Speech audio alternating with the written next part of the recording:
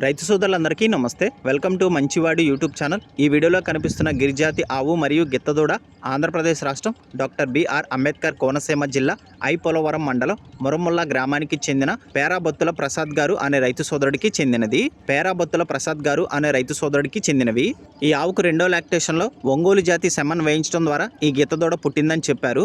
రోజు మీద 6 లీటర్ల పాలు గ్యారంటీగా ఇస్తుందని చెప్పారు. పేరాబత్తుల ప్రసాద్ గారు ఈ ఆవుని మరియు గిత్తదూడని రెండింటిని అమ్మాలనుకుంటున్నారు. ధర 52,000 రూపాయలు చెప్తున్నారు. కొద్దిగా ధర తగ్గించే అవకాశాలు కూడా ఉన్నాయని చెప్పారు.